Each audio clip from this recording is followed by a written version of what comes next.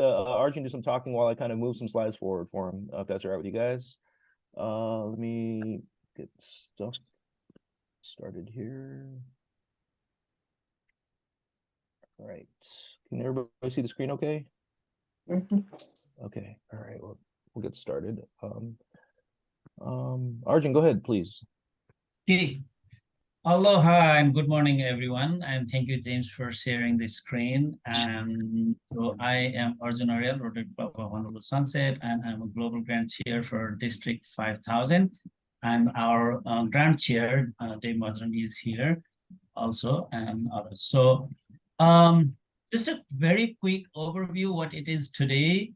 Today, because of the time and things like that, this is our global grant fair. So this is the start to promoting grants to our clubs and club presidents and international service chairs and all the Rotary members. So because of the time, I would like to call it like a elevation pitch. It's very quick about the grants. And then what you want to focus is what president and then the international service and whoever attending remembers, and they can vote and share to the club. So what we're going to show is a list of the global grants and possible grants for this year, Rotary year 2023-2024. Let's see if we can go next.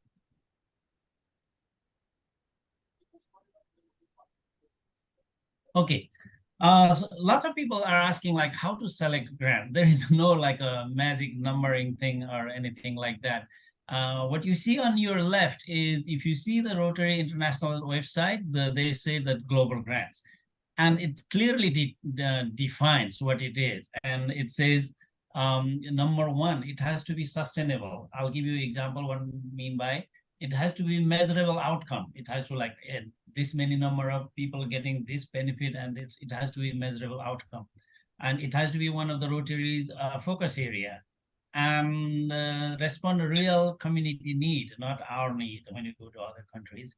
And then clubs and districts strengthen their global partners. If you look at the other way, what it is directly tied with the mission of Rotaries, the world understanding, alleviation of poverty, and all those things. And probably you remember the image I have earlier slide, the holding the globe. So basically that's all tied with the Rotary's mission. That's why the global grants are really important to achieve the mission of Rotary. In terms of club perspective, how you select, basically talk to your board members, spend your money, find a way to how to spend money wisely, and you want to increase the impact. So it's not us to suggest you should do this or do that or anyone. It's all about your club, your members, and your board. So things to consider are focus areas. Some of the club, for example, so ECO or Kakako, they told me clearly they like to focus on something that emphasize or work on environment, right? If your club already has that kind of defined thing, so the focus area is important. Some of the clubs like geographic location, South America, Asia, or if you have that. So basically it's all about your, but the key thing is make sure it's impactful. And before you decide, you have options to know more. If you see on the bottom, we say ask. So you can invite primary contact, or other who are involving in the grant. So basically find out where does your money go. I have one very quick example. Let's say someone says there is a hungry 100 hungry people in a village, and want to feed. One of the quick thing is buying a bread, for them. That's okay for a district grant, but for global grant, look at on the left. It has to be sustainable, measurable, and because of all these things, it's for a global grant, no. It's not going to work. But if you have idea about someone says we'll help them grow wheat and then teach them how to bake, baking and things like that, that's a very good idea. But as a president or your international service or as a Rotary member, It's just like Rotary's four-way test. Ask questions. If they say they're going to grow wheat, are they going to grow enough for 100 people? Do they have land? Do they know how to bake? And if you are supplying baking things, where do you get it? Do they like to eat bread, first of all, thing, right? The locals. So it's basically, is it going to solve the problem? That's what it is. That's why I have the word ask. I know some of them are for example, Adrian. I really like Adrian because he always asks questions. Akiko is here from Alamona. She emails, oh, what is this about? And things like that. So all of the club, I really encourage to do that. And let's go next, James. So here is the format. We'll go in the order. Each grant. So the time we're talking about the 4 minute, but we spend 15 minutes there. So let's stick to 2 minutes. Each grant, 2 to 3 minutes. Basically, what president wants to remember in a 1 or 2 minutes. So let's not spend too time. This is the order we have. So I see some. Okay, James, next please. So I'm gonna start from one grant in Nepal. So the title is providing water supply and micro irrigation system to the village in far western Nepal. This place is pretty far. You have to take 2 flights from Kathmandu and then drive 3-4 hours, or one flight to far western Nepal and drive like 16-17 hours. So there is a village of 30 people. Next slide gonna have an image. Very beautiful village. But they can grow only enough food for like 3 months. And they have some land, limited land, but they don't have irrigation to farm, and they don't have drinking water. People, young people go to some other places to earn money, and they have big problems. So what is the plan is provide drinking water and solar irrigation. So basically the pump runs from the solar. There is an environmental component as well, but provide drinking water and the remaining gray water as well as additional water for irrigation purpose. The pumping is from the downstream, which you will see on the next photo. So why is this important? It will help health and hygiene, the wars and the livelihood, and generate income. And that's why hopefully people will stay there and improve their life as well. So next. Look at this photo. It's farther away from where Paul Morose was working, volunteering in Nepal. And so Guneshwar is the primary in Nepal. He has done several global grants. He attended our district conference last year, actually a year ago in Aulani. And so they already carried all the need assessment, and then the grant has all the budgets and everything. It's a probably will be ready to submit in a month. And if you have questions, James, how do you like to do? Do you want me to take question now? I would say maybe let's say 2 minutes for question. Yeah, any questions on this grant? Do you want to do it now, or should we wait to the end? What do you want to do? Let's do now. Maybe that will save time. Yeah, cool. Okay. And we can leave room at the end too. If people are shy or can't think of questions now off the bat, we can wait till the end too. But if there are any questions now. Have we done a grant with this? We did a grant in Nepal. We funded a grant in Nepal, but I've kind of gotten lost because it's taken 2 or 3 years sometimes to get the grants funded. So we did one with Nepal, I think last year. Mm-hmm. Was that from Hawaii? Because of too many participants, I didn't see your name. Sorry, can you? Judy McCorkle. Okay, Judy, yeah. So the global grant is actually, it's like a process. It's a long process. Some of the global grants, it's taking like 3 years, 4 years. Some of them maybe a year. It does take a long time.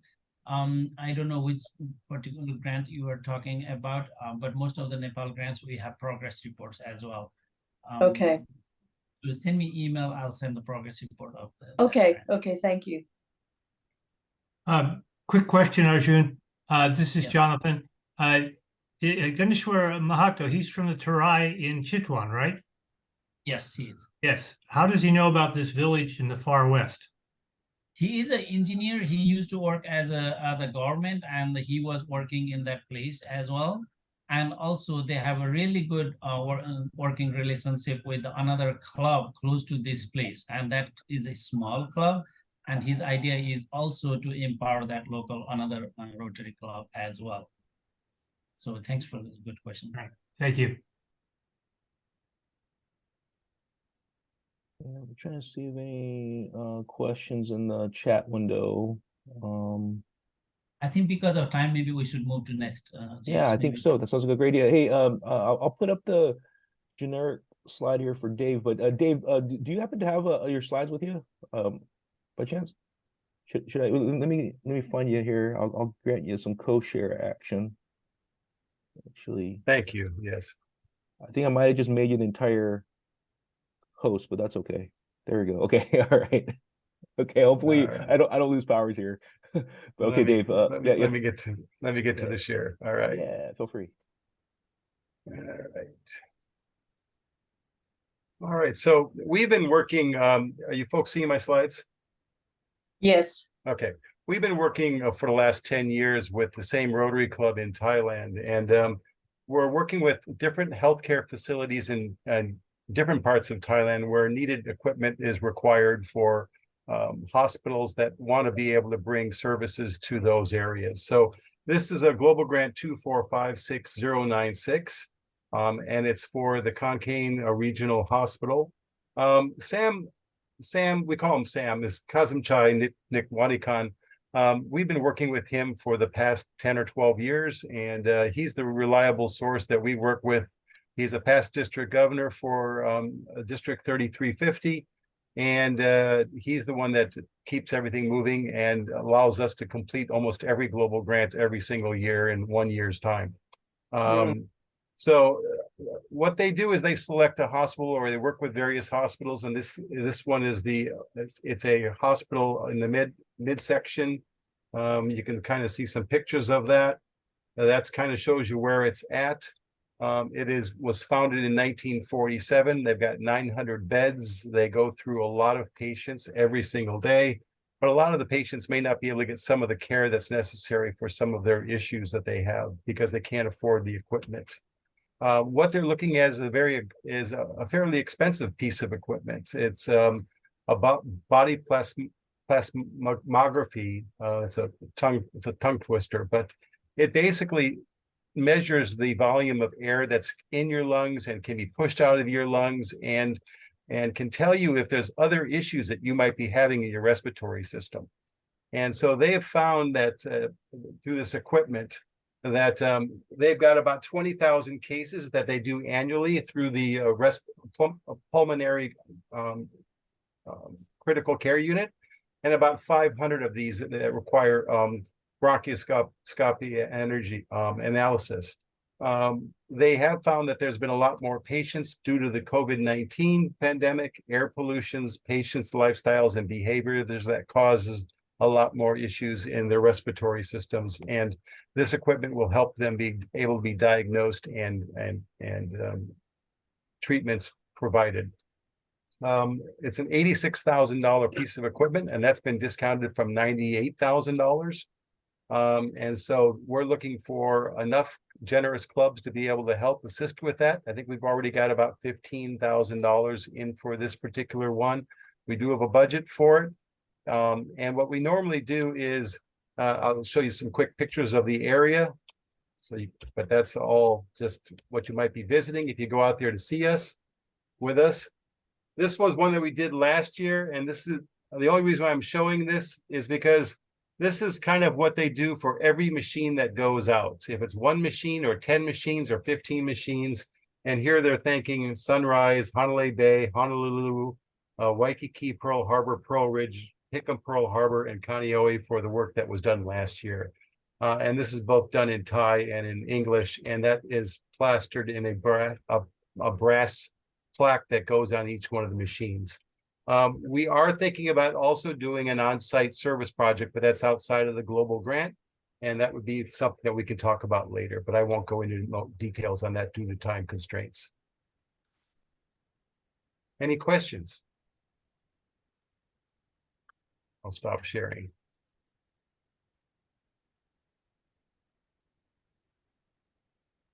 And I just wanted to add the extra component sometimes with these projects is you get to actually go on a trip, and people like Dave and a few of us, including Arjun, you know, we're planning some of these, and they may not be official district kind of trips, but they're definitely some options for you to come with. Yeah. I have a question for Dave on that Yes. last grant, James. Did you say that they complete one of these pretty well every year? Yeah, this one, the last one was paid for and completed about a month ago, and all the equipment's been delivered and the handoff of everything. So usually a year from the day that the grants start. I mean, sometimes give or take a month or two, but I would say it's an easier process because we're not dealing with permits, we're not dealing with a lot of red tape. There are some exceptions that are provided for medical grants where equipment's provided. We do not need to provide a community assessment. And we also do not need to provide Rotary with, you know, the assessment yeah, I think that was it. There was a couple things that Rotary normally requires, but they don't for equipment.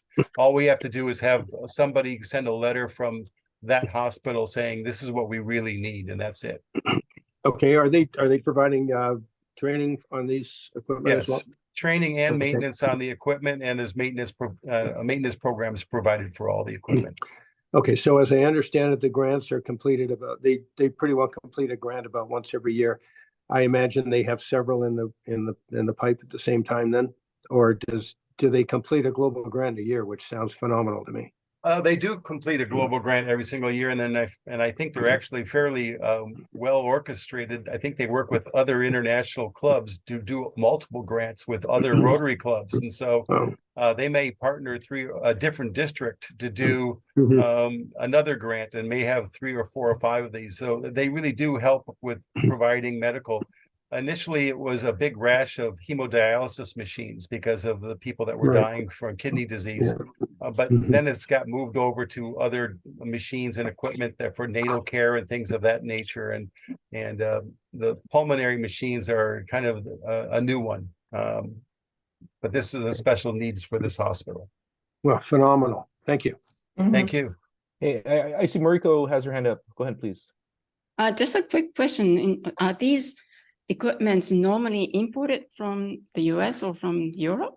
No, they're usually purchased locally, but from a supplier that provides that equipment to that region. So, you know, you may have some of it, like Fresenius makes a lot of the hemodialysis machines, but they have a division that deals with Asia, and they have a division that deals with the US and North America and South America. And so you basically go to the individual or that company, and they buy it from that location. So they have a local representative that will support the equipment and provides it and make sure it's in the right power requirements for that particular area for installations. Good question. Origins are normally from the developed countries, right? Yes, they're all from developed countries. The equipments, yes. I see Kimo, your hand's up. Just a quick question. It sounds fascinating. I've done equipment projects in Thailand before. The Thais are very efficient. There was a comment about how long it takes to do a global grant. Dave, what's your timeline? Let's say you get the funding in place, let's say the first of the year. How quick can you get that equipment set up, get people trained? And is it for one respiratory machine? Yeah, this is just for one respiratory machine that is what they call a body unit, and it actually encloses it so that when someone exhales and inhales, they know how much. Paul, you may be able to talk about this more, or some of the medical people, but it's a pretty sophisticated machine, and it is really for diagnosing pulmonary issues, breathing issues. Timeline, Dave? Pardon me? Your timeline in sorry. Yeah, the longest timeline we have is not the pledging of the money, but the collecting of the funds. So once all the money is allocated, then we've got the money budgeted, and we've got everybody, and can be fairly quickly depending on how many people come through. And then we have to wait for them to say, please send the money. And then we sometimes, like herding cats, sometimes it is sometimes we're reminding of people to send their checks in. That usually takes the longest. I think we were able to get the checks sent around June of this year for all of the checks, and the equipment was delivered in September, Okay. and training was performed. So a lot of the orders, they'll start placing the orders and have a soft order to these vendors so that they know that it's coming. They're just waiting for the check to clear.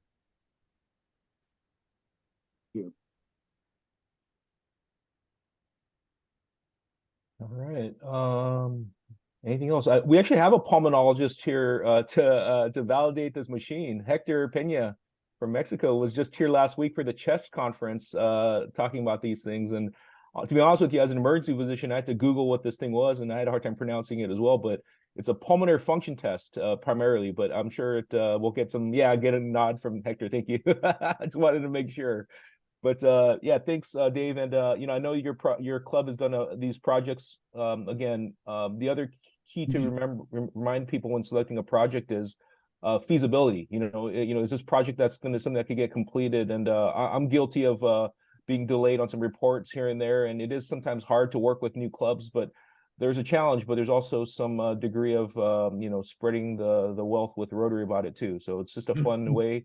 I know Dave is also choosing other hospitals throughout the country, so that's the other good thing, and not just focusing on supplying one hospital, et cetera. That's so correct. it's a very good process. And again, there's a lot of good reasons to you know, fund your project. So Dave, thanks for sharing, and move on. Chris Potok, I have you on the list next. I have the information that you sent. Let me just put that up for a second, and unless you do have slides as well, or no, I didn't create slides. no, I didn't, no worries. Here, I'll put this up, and then yeah, we have the basic information here. This is I've split into 2 slides here, if that's all right with you. for So sure. I'll let you explain, then we could just let me know if we can move forward. But yeah, go ahead. Yeah, so about a year ago, this student came to me looking for a potential club to have as a host club or the sponsor club for the student. She's an excellent student, and was immediately taken in by the Oxford Brookes University for a master's program, and then she's been looking for funding for a global grant since then. So I put the global grant together for her, and we have the global grant number. She has actually already started her work at Oxford Brookes, so she's taken a loan to go ahead with her project. So we obviously have the Milo Thames Rotary Club as the host club for her. Jane Fowler is the contact. They manage around about 29 master's students a year associated with Rotary. And so this is, now there are other universities associated with this particular club. As I say, she's already started at Oxford Brookes University. The proposal's in draft. We can go to the next slide if you like. So what she's planning to do is to work with orangutans. This is one of the first Rotary projects that will be from the environment, working with an endangered species, or actually 2 endangered species. The species has been divided up into 2 recently on Sumatra. And so she's going to be planning to do her training at Oxford Brookes, then spend 3 months over in Sumatra working with the local community to do the work with orangutans there. Her work is really to do an assessment of how humans interact with orangutans vice versa with humans. And obviously humans have really encroached upon the space that is available to orangutans, so they're becoming really impacted by humans being there. And so this is basically a project for recovery of the species. There's one minor species, and then this major species also goes across into Kalimantan, Borneo. the project, as you can see, started on the 14th of September, goes through the 15th of September next year. She will also be speaking at RICON in Singapore and the Endangered Species program that's been set up by the Rotary Action Group for Endangered Species. And so that's planned. Almost certainly the breakout session for endangered species will go ahead, because most times when each of the Rotary Action Groups put a proposal together for a breakout session, it's there. So if you have any questions, I'd like to take them. Usually there's depending on how much DDF we get into the proposal, we can get up to $12,000 from the World Fund if we have a lot of DDF that's associated with this particular project. Thanks.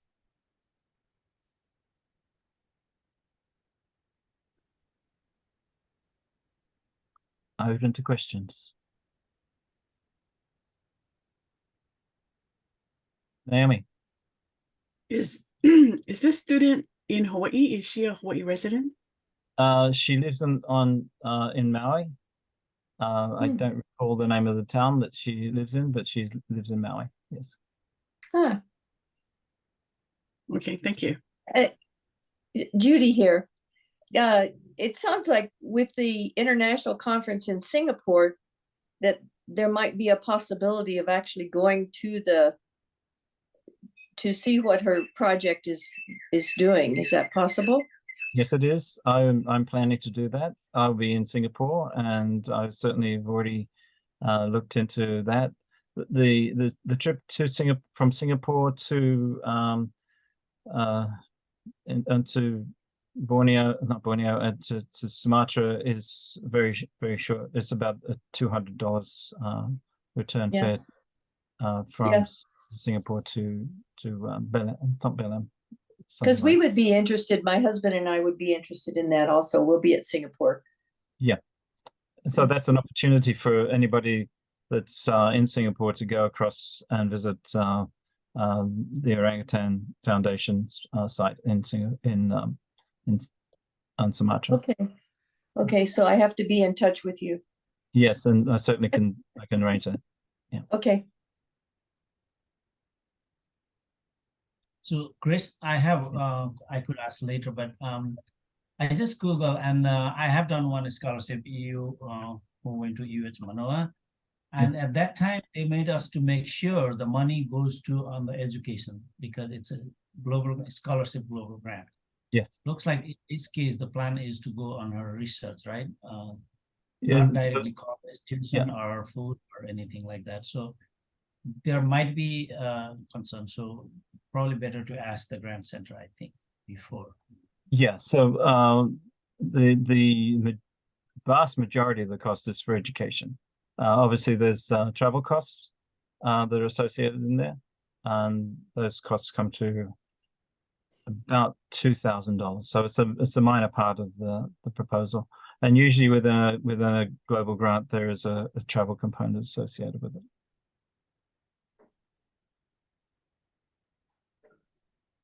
Benson. Hey, thanks, guys.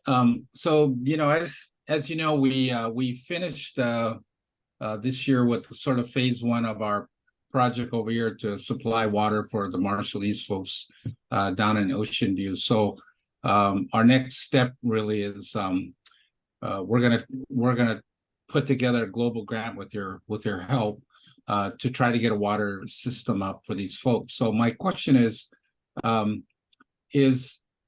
when you put a proposal like that together, that obviously is going to require some engineering in there, or does it need to require that? Because it's not as simple a project as let's just put some water tanks up. It's gonna require more than that. And then the second part of it is the size of the grant.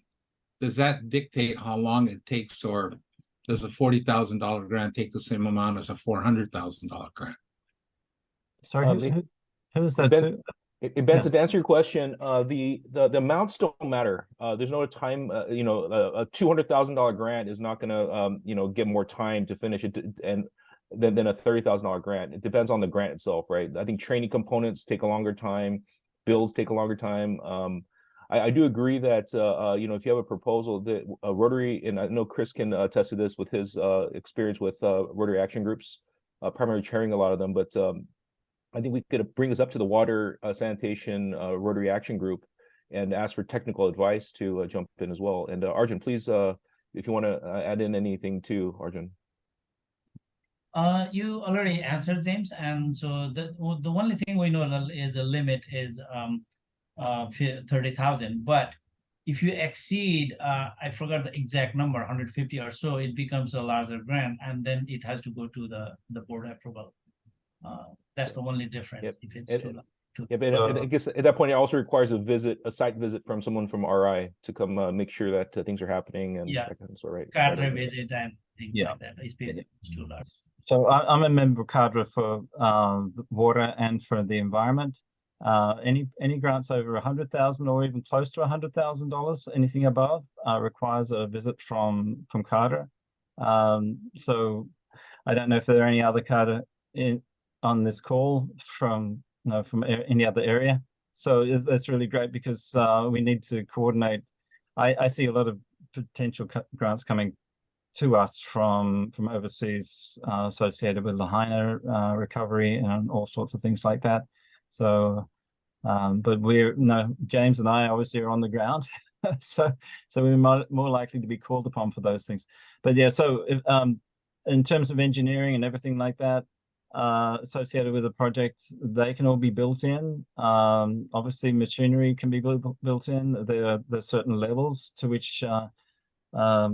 So you want to put solar panels on a place, then if it goes through economic development, then you can get 100% of the solar panels paid for. If it's through environment, then only 70%. So there are lots of intricacies in putting projects together. So if anybody wants to talk to me about how to put a project together, this is what I do working with Rotary clubs around the world virtually every day. I've actually had one this morning with Kenya.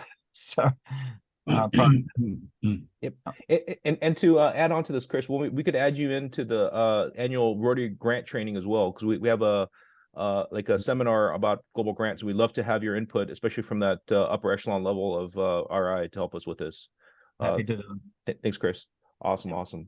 And please, if you guys have specific questions or broader questions, please feel free to. I'll send out an email, or I guess also in this chat window we could put, maybe Chris, if you want to put your email in there as well.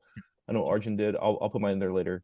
But we'll move forward. I know I'm going to jump around a little bit. I know that Gautam, is eager to present. I know he's got another appointment coming up soon, so I apologize, Gautam, for not putting you up earlier. But let me jump into the next project here, which is kind of a new area for us, in my opinion. Kind of exciting, and we also have our guests here to help answer questions as well. So super excited to have Ismail and Hector to give some support. But Gautam, I'll kind of let you take lead. I'll just kind of jump to the slide here if you don't want to go forward. Go ahead. Yeah, sure. Hello, everyone. Thanks. So we're presenting this project along with Dr. Hector. The project is Una Sola Salud, or One Health. The location is the city of Tehuacan in Puebla, Mexico. The primary host is the Rotary Club of Tehuacan, Granadas, with Dr. Hector, who's the president, and the Rotary Club of Honolulu Sunset being the national partner. So the city of Tehuacan has a population of approximately 500,000 and about 100,000 stray dogs and cats, carriers of tick-borne and parasitic worm illnesses. And a lot of these animals are subject to animal cruelty and abuse. The project is really providing low-cost supplies and surgery to spay and neuter about 1,000 animals. And important to note is the significant humanitarian impact in terms of preventing disease such as Lyme disease, and then improving health as well. So and then obviously reducing the number of stray animals and dogs in Tehuacan. Although poisoning is illegal. They also resort to poisoning animals, unfortunately. So that's really, in a nutshell, the project. The budget is 35,000, and we're planning a service trip in October 2024. James, could you go to the next slide? So there you see Dr. Hector and his wife Paula. They visited us about 2 weeks ago when he was presenting at CHEST. It was wonderful to have them, and we talked about the project. You can see a lot of images about animal abuse there. And then the important slide there is really showing how ticks and other parasites contribute to serious illnesses such as Lyme disease. So it's really firstly reducing how people treat animals in Tehuacan, and then the positive correlation is also improving and preventing disease, right? Improving health and preventing disease among humans. So that's really, and I'll request Hector, ¿cómo estás? If you'd like to add something as well. Yes, thank you for the invitation, and I am glad to be with you here, guys. Yeah, actually, some of the main problems that we have in Mexico is we don't have any programs for health animals in all the country. So in my hometown now, the reproduction for those animals, we are expecting to have in couple of years, maybe 3 years or around there. Maybe we expected to have a double of the animal populations and the street animal population. So we are very sure that it's becoming a major problem for health in hometown.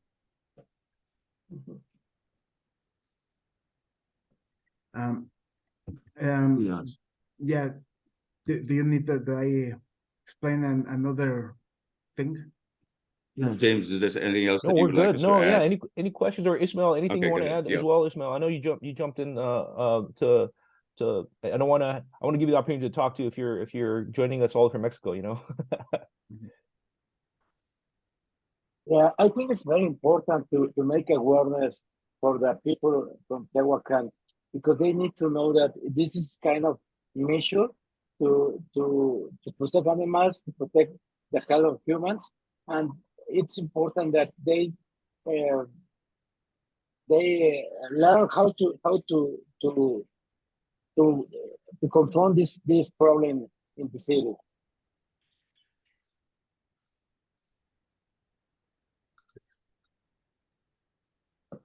Any questions for Hector, Ismael, Gotham? I guess this is under disease prevention for humans, right? Yes. Yeah. Yes. I guess we also didn't mention also rabies and other things, I guess, too, right? That's the other concern.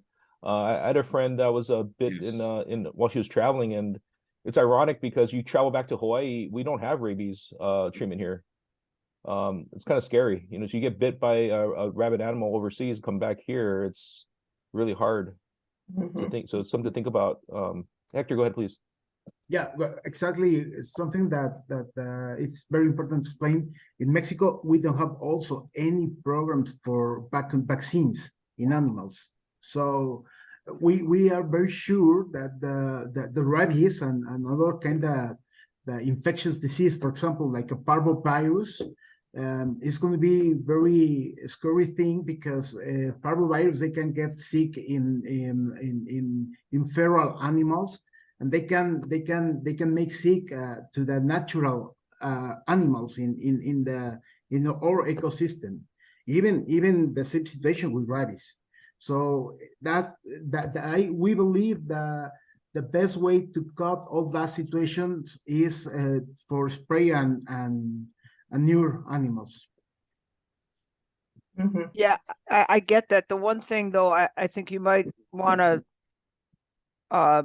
reconfigure how you present this, because the impression that I'm getting is that it's all about the animals and not about the humans and disease prevention in humans. And Rotary doesn't have a thing about animals, except maybe in the environment and that part. So you might want to turn it around to emphasize more how the fact that these animals are sick and not being cared for has a direct impact on the health of the humans in the area. That's just my suggestion.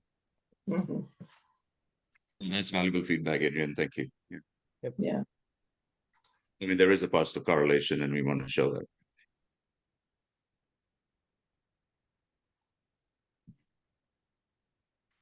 Very cool. So Yeah, if I could say, with the environment area focus, now, and also with polio, you would notice in the latest Rotary magazine that they're doing water sampling.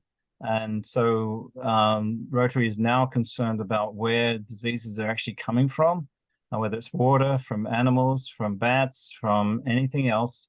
Rotary is now, because we have the new area of focus, we're now seeing that the environment is really impacting humans. And so now essentially anything we want to do, and we just heard this really great presentation about rabies and various other things being passed on from animals. Rotary is now able to put proposals together through the environment area of focus and linking to other areas of focus if we need to do that. But if you read the environment area of focus guidelines, the action goals, you can actually place virtually every project associated with any human disease in there as well. Perfect. Thanks. Thanks, Chris. That's a great point. That's a very good point. Super cool. Yeah, and if Chris, if it's okay with you, maybe we could have maybe I could connect Gautam with you as well. We could have him, because this is Gautam's first project, and you know, this is actually the power of Rotary, I guess. This is what I wanted to add into this. Hector and his wife Paula, who's actually going to be the president next year of his club, they just came randomly through the websites, found our club at Honolulu Sunset, meaning Waikiki Yacht Club. It fit in with their schedule, decided to come in, and they this thing blossomed over the last few weeks. It's just amazing how quickly this kind of escalated, and we'd love to get as much help as you can, because you know, as a PE for Gautam, you know, he's jumped in. He wants to. He's new at Rotary. He wants to jump in, and well, not new, but new to us here in Hawaii, but wants to jump in and take on this project. And it's just amazing that we have these assets here in Hawaii, like Chris and others, to help, and love to get others involved too. And despite what others may think, my dream is to get every club to lead a global grant. And I do want to also add the plug-in that Honolulu Sunset seems very skewed, so I apologize on that end, but we just have the support from our club, and my point of me joining the district level is to support and share that wealth with everybody, and hopefully get everyone on board with a project like this, or not like this, but of their liking, I should say. But let's move forward. Sorry for the drag on. And with that said, not to kind of overemphasize my own projects here, I'm just going to kind of give a brief summary of a project I've been working on as well. Let me share screen again. Move up a little bit here. And I just wanted to kind of highlight Murray Visser. I know Murray can probably give his presentation better than I can. I think honestly, I've been trying to get Murray to take lead on this, but he's traveling, doing a lot of other things. I just wanted to emphasize this water project in Papua New Guinea. And you can see some pictures here. The primary contact is going to be Adam Hughes, who's worked on a project with us before a couple years ago on an ultrasound project, and Murray Visser with the Rotary Club of Windward Oahu. He's been very instrumental. His club, as well as Anke Flores Club, and as well as Hickam Pearl Harbor, Brian Hartmus, kind of we worked together to kind of support this global district grant last year. And you can see in the bottom there, this district grant that we worked on was kind of the startup for this project. And it kind of shows you that you can still use your district grant dollars to be used internationally. And you know, this is I would say this project for me personally is like a 10 years in the making. I first started Rotary in my first Rotary Club meeting was at the Rotary Club of Mount Hagen, doing a water project for the Rotary Club of Centralia, Washington, where I went to high school. So this is just a very kind of forthcoming thing for me to finally kind of have all my things kind of combined. but it's going to be located in the Simbu province, which is a very rural area. It's really hard to get. It's probably one of the most remote areas, I would say, to get to, probably because of the lack of roads and vehicles. There's about 3,700 people that are without water more recently because of lack of water rights. And obviously, like Chris mentioned, there's definitely an environmental component to this as well with disease prevention. But the project's going to provide rain catchments, which are, like mentioned earlier, a very simple approach, but very easy in a place where we could store water, especially during drought, and then filter that water and also include it to help with providing bathrooms. And also, more importantly, that Rotary likes to see is WASH training. So we're going to create a train-the-trainer program for these nurses to then become trainers to teach their communities about WASH. And then we think that this will impact the area and the world by kind of improving nursing school graduation rates. And then we'll add more nurses to this very depleted healthcare workforce in Papua New Guinea, which has one of the lowest physician per capita ratios in the world. It's just a place that's so poor, where a third of the people make less than $1 a day. So it's just a kind of a rough place to get healthcare. And sometimes these nurses, which we think, a basic trained nurse, may be the only healthcare provider in a region of 10,000 people. So just to kind of give you some scale, there's about 8 million people that live in Papua New Guinea, and right now there's only 4 Rotary clubs that are active. So kind of shows you the vast difference, which, Hawaii's got about 1.5 million. We have 53 Rotary clubs. So just a place that needs a lot of help. Just wanted to kind of briefly mention the project. And again, very similar, like I mentioned earlier, about these projects that are straightforward and kind of simple, but wanted to give the floor also to Murray to maybe share some information if he had about the project, and any questions you might want to direct to either of us.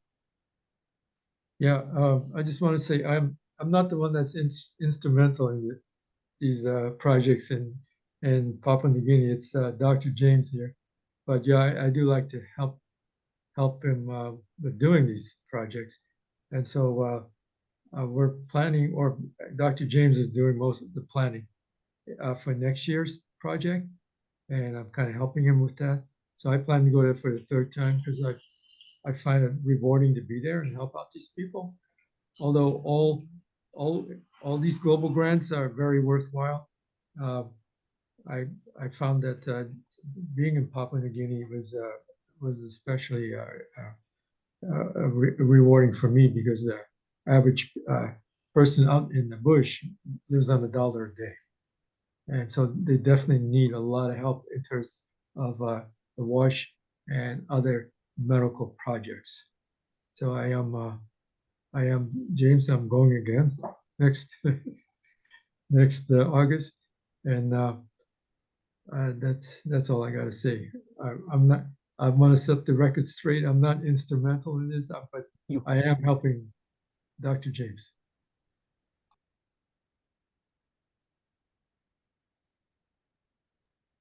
So James, I have a question. Yeah, John, go ahead. How many members in the Rotary Club of Port Moresby there? They actually have a lot more than, actually, ironically, more than my club. They have about 30 or 40, I would say about 40 members total. Okay. Have they done global grants before?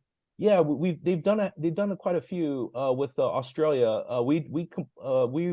We're almost complete with our project from a couple years ago with the ultrasound project. It's a training project with ultrasounds. With what? Ultrasound. I think your club supported it as well. Yeah, the ultrasound training. Yeah, Honolulu supported that. Yeah. Right. Honolulu, not your club. Sorry, your previous club. my old club. That's okay. I'm always a member of. To me, you're always part of Honolulu Bay. Thanks.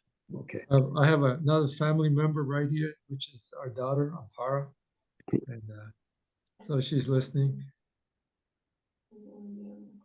Hi, Ampara.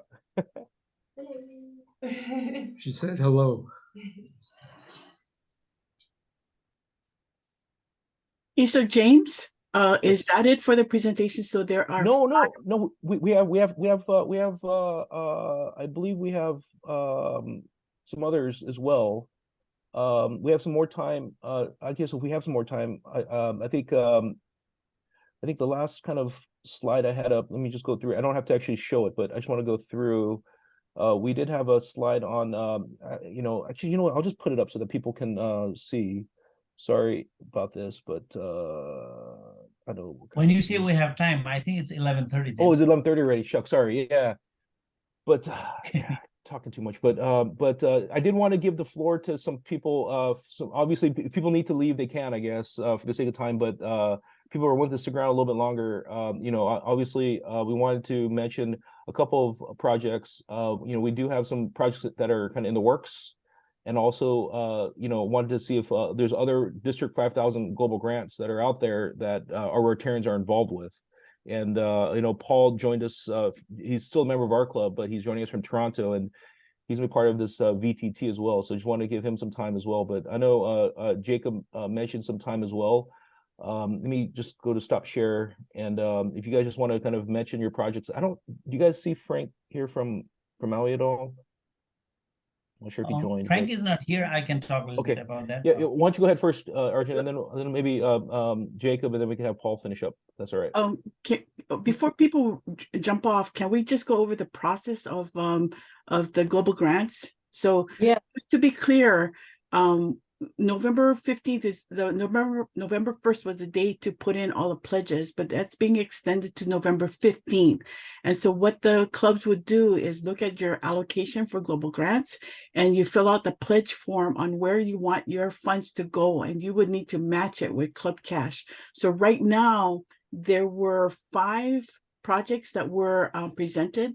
So the choices would be those 5 clubs, but also in the works is possibly a reverse global grant for Lahaina. Okay, so when you do your pledges, it would be to one of those 5. You can split it up, but those 5 projects that you heard of are the ones that are on the docket right now. Plus, maybe if you want to save for Lahaina, that's coming up too, probably. Okay, so that would be the project. Naomi, is this all are these going to be posted on the D5000? Yes. So we'll Are they up there now or not yet? No, not yet. So we will post these 5 on there, but you will condense all of the information, send that out to all of the clubs so that they can see on 1 page or 2 what the choices are to make your pledge. And we'll send out the pledge form again. Great, thank you. What's the deal on the reverse for Maui? So reverse grant is where, although we're not a foreign country to us, we're a foreign country to maybe somebody in Japan. So reverse global grant is, we're doing the project here in Hawaii, but it's actually the partner is in a foreign country.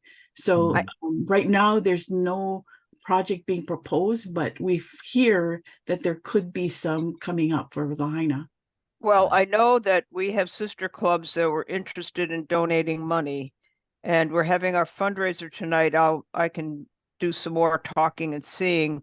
One of the clubs was interested in terms of, I guess you could call it health or something, for maybe a playground for kids, somewhere to bring the kids together. Right. I don't know. There was just all different kinds of ideas. I was talking a little bit with James Hom about that. But I think it's certainly possible, and I will follow up if one of our sister clubs can be the international partner or whatever on this. That'll take that won't happen this Rotary year, probably next year. Okay. Yeah, actually, this is Judy McCorkle from Wailuku Club. Yes, we were looking at possibly a project for a playground, because there is no playground in Lahaina for the children.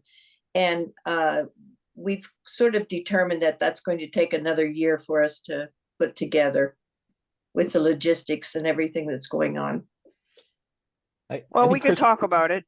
It's not something that'll happen this year, but next Rotary year maybe. Exactly. That's what we were hoping for.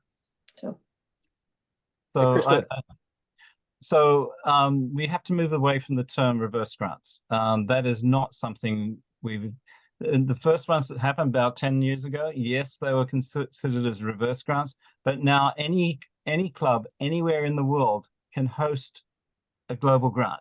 So you're in Europe, you're in Australia, you're in the Maldives, or wherever it is, you might think you're in a developed country. It's now just a global grant. So Yes, thank you, Chris. We understand that, but because we are kind Okay. of we Yeah. know that word, we're using that. But Yeah. yes, we understand that. Yeah. Thank So you. any club anywhere in the world can be the host for a grant. And so, you know, I've been working with them for a decade or more. I think the reason that was said that way, Chris, was because the clubs in Hawaii can't propose a global grant for a project in Hawaii. Absolutely. Like- Absolutely we can. No. We Absolutely. can. We can? Absolutely. That- Because Absolutely. we were told we couldn't. We can, No, no, we can the same way that a club in you know, in Uganda can propose a grant. We just need an international sponsor to be the actual international sponsor. So if you look at these projects, you know, like Hector is lead on his grants, and he's the one that proposed it, and he is the one that's advocating for it and looking for a club to be the you know, the international sponsor. So same way. So it's definitely doable. We just have to find that. I think you know, in, you know, working with some of the proposals, we really have to have that locked in relationship, and not a someone who says, oh, I might want to help if another club helps out, or et cetera. It has to be, they have to take full commitment into that project. So But you still, so if a club in Hawaii wants to do something, or say several clubs in Hawaii want to do something for Lahaina, we still have to have a club outside of correct. the United States. Yes. Correct. As Correct. the international partner to us. Correct. Okay, I got it. Okay. All right. Hey, Hector, go ahead. If you need to help you with this project, my club is gratefully to be part of this project. Awesome. I love it. I love Rotary. Okay. Yeah, this is the way it works, and we've been working like this. Yeah, we have a grants fair that happens every once a month on the second Tuesday, the third Tuesday of the month. There's a grants fair that anybody can go to, that you can find. Basically, you can be the host club, and you can find other clubs around the world, and that's the way it works. Yeah. So Benson, of course, anything to do with the water over on for the Micronesians over on the Big Island, that could be a global grant. You can have that as the host. You can be the host club for that, and it's absolutely fine. Great. And this is just so basically we've got this new mindset that we have to get around to think about this. And so across America right now, there's probably about 50 global grants that are being put forward for people across America. The first one that I know of back around about 10 years ago was for a club in my district, 7620, where it was an Indian club was the international host for us for that particular club, and they gave healthcare for uninsured Americans. That was the project. So it's pretty amazing. And so that was, of course, that was called a reverse grant because the money was coming back here. But you know, we've got to think about dropping the reverse. It's just a grant. The reason why I kind of wanted to bring in Paul is because I wanted to highlight a VTT specifically because you know, there are Rotarians involved. We've done some VTTs in the past, but I just wanted to have a variety of different types of projects that we could work on. And again, people need to log off. That's okay, but you know, and but also I know Jacob is here too. So maybe I could ask, since I kind of mentioned it earlier, Jacob, do you want to just kind of briefly mention, and then we'll set up Paul for his presentation? Sorry for the delays, guys. Yeah, absolutely. What you're talking about right now with a potential Lahaina project is what I've been thinking a lot about, really focusing on. I know there was a lot of press around the invasive grasses that have been kind of taking over. At the moment, Maui is about 25% of land is covered by Guinea grass, California grass, all these grasses that grow really fast, dry out, and then become a massive fire risk. I think it's a massive opportunity. There's about 136,000 acres that have been pegged by community assessment for fuels conversion, converting that land back into native forests and native ecosystems. I've been trying to speak with different organizations over on Maui, Hawaii Land Trust, Department of Water Supply, looking for leads for, identifying places that we could potentially do a fuels conversion project, really focusing on not just replacing the grasses with trees, but actually restoring the soil and the soil ecosystem that has been impacted by agriculture for the last 200 years, which is leading to this invasive grass problem. So really trying to get literally to the root of the issue. So if we are doing a Lahaina or a Maui reverse global grant, or however you want to present it, yeah, I would love this issue to be a major part of it. And I'm just looking for any leads or any information. I'm not on Maui. I don't know any of the community that is, working in Lahaina, or any leads I can have, or if anybody thinks this is a good idea or have any comments, or I'd just love to hear it.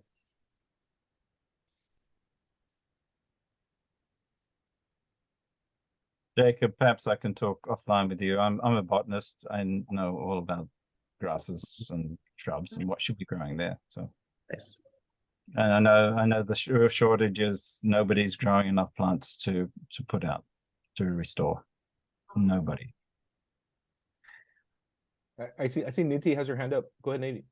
Yeah, regarding this issue of plants and the terrain in places like Maui, what can we do to prevent fires? I think there's that national organization, Smokey the Bear, who has a commercial on TV. And there's also the Arbor Day Foundation or organization, and Nature Conservancy and Sierra Club. Some of these organizations also might have ideas that they could brainstorm on how to prevent these fires, So Niti, the Hawaii Conservation Alliance I mentioned in the list here chat, they have Nature Conservancy, Sierra Club. There are about 12 or 13 organizations that are actually on Maui that are associated with recovery. But it's not just there. I mean, I live in Kailua, and the hillside here could go up anytime. And it does burn every couple of years, but fortunately the winds haven't been in the right direction or the wrong direction to blow it into the town. And virtually every small town around has this sort of situation that's going on right now. Everyone, there's so many of them that are just vulnerable to fire. Yeah, we have to. But I think this is also a situation you can either contain or manage it, or you can prevent it. So you focus on the prevention, or you focus on management and containing it. So the best thing to do is focus on prevention. And then if you focus on prevention, then you'll have a list of ideas of how to prevent situations which could exacerbate any possible starts of fires. And, if you look at what goes on sometimes in North America, like in Canada or the mainland USA, when they have occasional fires, many of them start in the summertime. So we know that summer is likely to be a more important time when this happens. And, how do you contain it? Through technology, through vigilance, through emergency management systems. These things have to be considered. Yeah, that's exactly what I want to do, a fuels conversion approach, because not only are you replacing the grasses with native species, by doing the soil, really focusing on the soil microbiome through biocomplete compost and other extracts, which are actually, this is what they're using for the banyan tree in Lahaina. So establishing a composting operation there to restore the biology is not only going to get rid of the grasses, but it's also going to improve the soil, improve the ability for the soil to store water, which is going to prevent wildfires or create other fire breaks. So I really want to do this holistic approach to wildfire management. And also, I think Very your possible. holistic Yeah. approach would also That's be able to show environmental sustainability as opposed to complete transformation. Because the type of transformation you're offering or considering is holistically natural as opposed to a dramatic transformation, which could involve more resources, more change. And in some cases, it could shift the purpose of the land. You know, I mean, that's possible too. Hey, thanks, Nidhi, and Jacob. I think we're literally getting to the weeds, as someone Sure. had mentioned. But you know, I think we could. I think Naomi mentioned a really good point about having a community assessment done. I think that there's a community assessment form done by Rotary. I think I've sent that to you, Jacob, before. But yeah, it'll kind of really hammer out what the details are and help organize your thought process and organize the project. You know, and then it kind of makes it a little bit more digestible for the global grant process to happen. And I think it's, like I said, there's some definitely key elements there. I know Chris mentioned he could talk to you offline about it. I think there's definitely some experts. It would be really cool to also have you talk with Frank over at, you know, to discuss the project they potentially have there as well. I think some of the papers you quoted might actually be similar to the ones that are, maybe actually the authors of the papers actually maybe part of that project that Frank is talking about actually.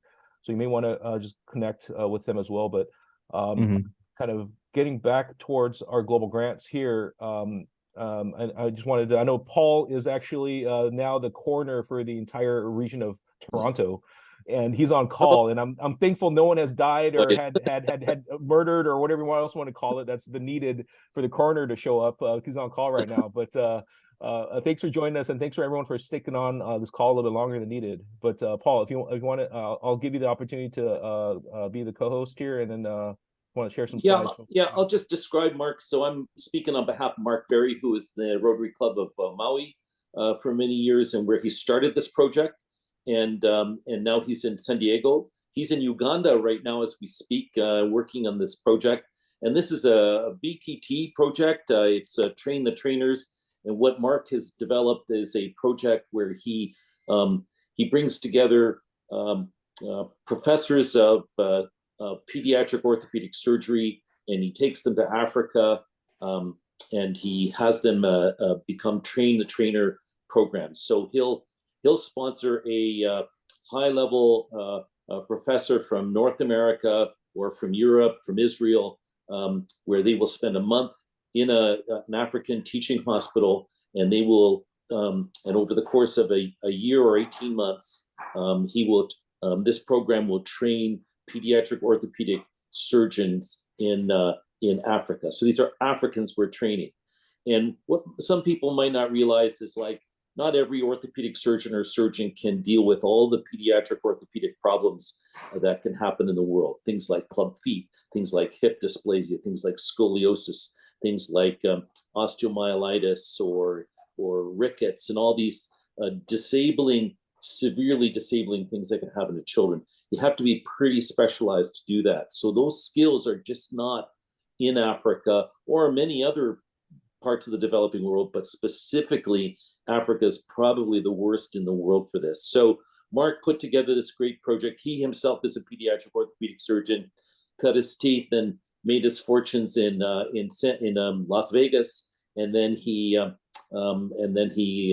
retired relatively early in order to focus on this project. So he brings people, and he brings a first world training in Africa, and he leaves, and he'll go for about 18 months or 2 years, and he'll leave 2 or 3 local African highly trained surgeons to now take over and run the program there. So he's done this first in Tanzania, and then he is now finishing a project in Uganda.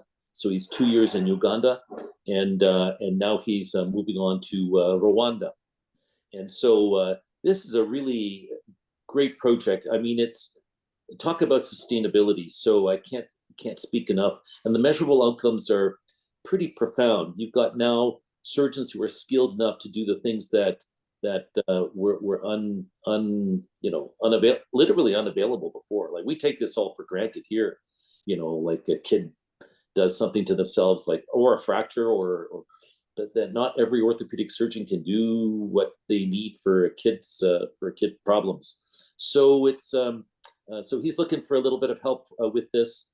The funds do go to help bring these North American and European surgeons to. So it's costs travel, accommodation, but they're not getting a stipend or anything like that.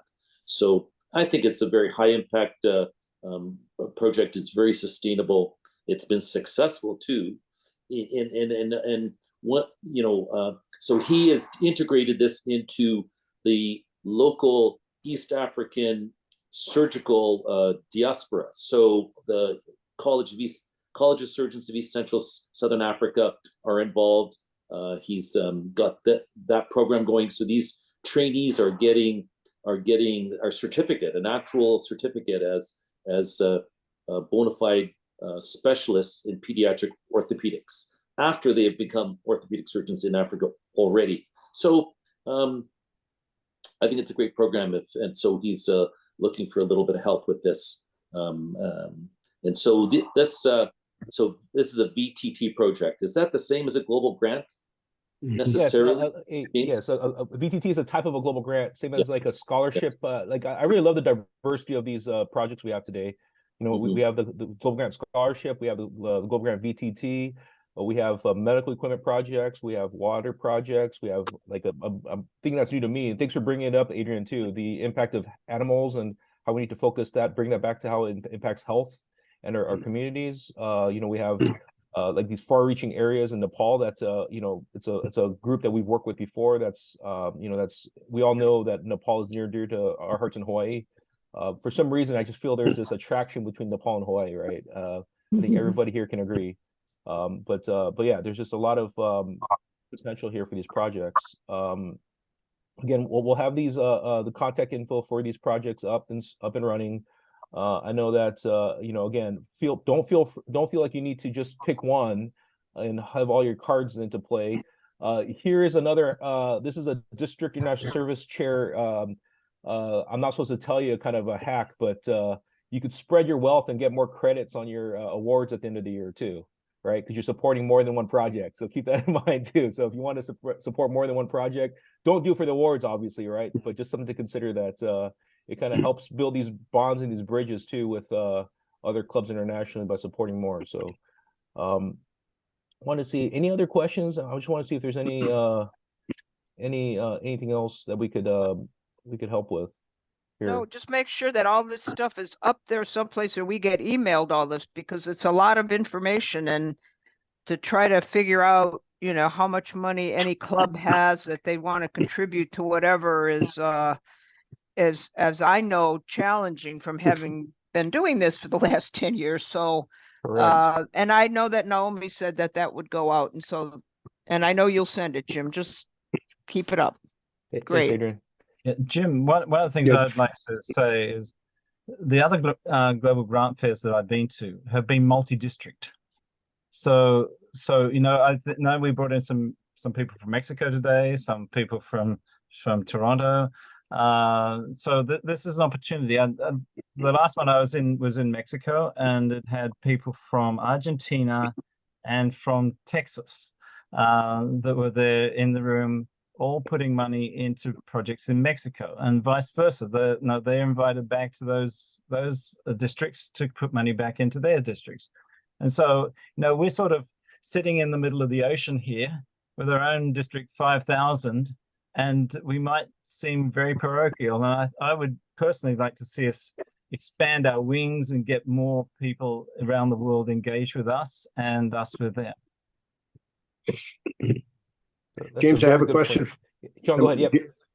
I have a question for Paul on that on the VTT in Uganda. Is there a global grant number on that yet, or is this just in the concept stages?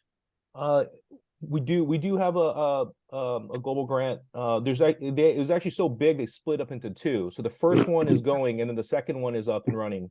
So we'll get the info to you, John. Okay. It'll be posted, I guess. Yeah, too. Okay, and the amount required. Okay, thank you. Judy, I see your hand up. Would you mind muting, Judy? Sorry, unmuting. So I'd just like to have one more thing. Because I work with so many global grants around the world, people around the world are asking me in my club to be associated with them. I have grants that are actually partially funded in India, in the Nilgiris in India, another one in Lebanon, another one in Kenya. And then a broader one that I've been working on for many years is collecting data from clubs that are doing projects. So basically, my goal is to get every district governor to actually know what projects are going on in their district before they actually get to be district governor. And so when they're governor-elect, they can actually see what's going on at a granular level across every district. And I have around about $100,000 from various clubs around the world who are ready waiting to do this project, but nobody in Hawaii has yet said that they would like to be the host club for this project. I was really hoping my club would, but it's not quite there yet. Anyway, I can share different projects with you. If anybody has any projects that they'd like to do, if they want to do something in Lebanon, I've got an $82,000 project all ready to go in Lebanon. Although there's a war going on in the neighborhood, so they've just stopped pushing to do this one right now. And Judy, sorry, I know you had your hand up earlier. Go ahead. Yeah, I'm just trying to figure out, I'm missing Mark Harbison. He used Me to too. be my source of contact, too. and I really don't know who I have gotten no information since Mark died. So I really don't know who to go to or what the chain is at this point. Okay. Yeah, we're all kind of still trying to fill that void, Judy, at multiple levels. And I think we're trying our best. We're definitely trying our best. I guess the questions I had were, obviously maybe I could talk to you offline about it, but definitely wanted to make sure that you're, anybody, if anybody wants to reach out to me, I'll put my info in the contact line, and I'll definitely work on this. I've actually been going through a lot myself, but just wanted to throw it out there that we're trying our best here to get through this. Okay. Well, yeah. Yeah, I understand. Everybody's got issues, but I've just been having a difficult time finding, information. Yep. And up until up until a few months ago, we only had three real grants going, so there's just not a lot of effort, and it's hard because like Chris mentioned, Mark was also actively seeking out grants that weren't necessarily originated in our district as well. He was supporting those, and I think maybe there's some elements of all of us, including Chris, that we could kind of help fill some of those gaps and those voids, that Mark left, and right. we just need to sit down and kind of find a way to make that happen, because there's definitely a playbook that we need to follow, and create our own. To give some background info, the rationale for kind of doing this District 5000 centered global grant kind of fair was primarily because of in the past, maybe even before my time in Rotary, a lot of global grants were being funded by clubs. It was like a free-for-all, and I think I see Laura shaking her head, and the rationale was that like Chris was saying, there's a club would give a few $1,000s to that grant or this grant and that grant, and the grants just wouldn't be funded because they weren't funded enough. Right. And then we had grants in our own backyard that were just sitting around, not collecting dust as well. So I think kind of helped with that. And I do agree with Chris, though. We do need to get out of this kind of also a balance. We need to kind of focus on our grants here locally, but also encourage us to go outside of our district as well. Right. Just one more thing there. My club and the West Honolulu Club have sister clubs in all around Southeast Asia and Japan, and yet we're not using them, and they're not using us. I mean, these are opportunities that we could work with. They're looking for to do no, $100,000 projects. You know, I'm seeing the projects, what they're doing. We're not connecting with them, and I think these are opportunities that we really should be taking up. So, thanks. Hey, Judy. So James and Arjun are now the chair of this Global Grant Committee. And so they're your resources. But over the years, we've worked with Mark Harbison. Mark had a lot of connections. And that's what's important, is those connections. Exactly. So we were having monthly meetings when we had the Nepal project. We had monthly meetings with the district governor. We had people from different districts. And we actually put together some a process of doing grants in a village from different areas. So we've had meetings with the Nepal districts on the West Coast in Australia. So we've been doing that with our global grants. Even for Fiji, we're on Zoom. Zoom is awesome. We're on Zoom with the people in Fiji. So it's that connection, and we want to know them before we do that project, because we want to know that it's going to be done correctly, and we have that connection, correct? So Mark was awesome with connecting us with getting money from other districts to put into our grants. And that's why some of our grants, we put very little from our district, but we had a lot from Japan or a lot from Australia. And we need to continue that with those connections and with our sister clubs. So we have given to our sister club projects, and they've given to us. With Lahaina, our sister clubs have been reaching out to donate money to us. So for Papua New Guinea, for instance, James's connection, they gave what, $10,000, James, to our fire fund. And our sister clubs are reaching out and doing things. So we need to keep that up. So Judy, James is the guy, and Arjun. Okay. Okay, Just to thank support you. what Naomi's saying, with the Palau project, Mark Harbison really helped us to get into with the Sendai group in Japan, who became our major contributor for our Palau super project. And I think the enthusiasm about working with people in the Pacific Basin as well was really gratifying for that project as well. Yeah. And then getting partners in New Zealand and Australia, we could work on efforts like that to help in the Pacific Basin. But just a shout out about missing Mark and his connections, and then reaching out, like Christopher's been saying, about working with sister groups and that. So I have to head off, folks. So great meeting. Love the enthusiasm. Aloha, everybody. Cheers. Thanks. Judy, I used Mark Harbison a lot too, but now that he's gone, I work with James, Ham, and Arjun, and Naomi. I called Naomi at all hours of the day and night, and Laura Steelquist. So there are a lot of people that you can. Okay. That will give you help. I do want to thank you guys. I want to thank Naomi and all of you guys for the help for the burn clinic. I spent 19 days there, and they definitely needed support. They're the only clinic in the Pacific Rim. So that was money well spent. Great. And the cool factor, I think, is something that Mark always brought to the table too, right?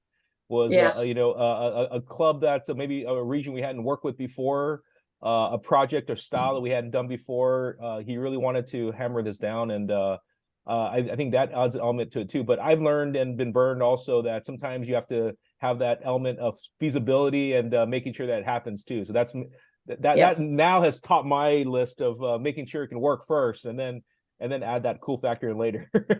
You have to have a really reliable partner. Exactly. Correct. And I think having these partners, thanks to the partners that showed up today too, having this international kind of effect. And I know everyone's busy. I know we went way over the time. I appreciate you guys jumping on. We have our contact information in the email chat, but just feel free to email, text.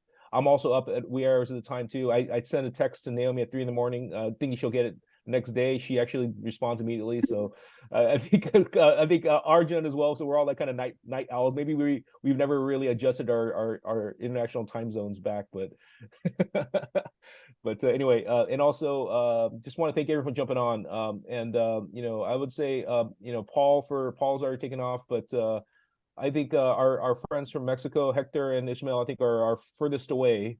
So I thank you guys up front for jumping on the call. But all the other islands, you know, it's just nice to see some familiar faces like Kimo and you know, some new ones. And I'm sorry for butchering your name, Paul. You know, I'm sorry for messing up people's names, but thanks for jumping on. And again, see you next time. And hopefully by November 15th, we'll get some information from you. This gives you hopefully a good 3 weeks to talk with your clubs and come up with some decisions. And it's not the end of the world, put it that way. Don't feel like you know you're gonna you know, just because you pick one project, the other project isn't available or whatnot. And there are times where you could jump on one project this year. Hey, next year we'll jump on this other project, right? So this is not this there's not this really hard decision to make. So just help out somebody. As long as you're helping out somebody and using your global grant funds to help, I think that's the key. So thanks again, everybody, and thank you for putting up with me and my rambling. Thanks, James. It's good to see you everybody. again. Guys. Take care, everybody. Bye. Thank you. Thanks, everybody. Aloha. Aloha. Adios. Aloha, everybody. Hasta pronto. All right, bye. Bye. Thank you. Thank you, everybody. Aloha. Let's see.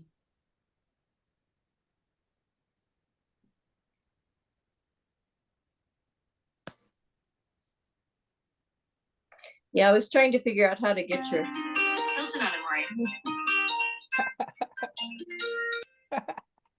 Yeah, hey, Hilton.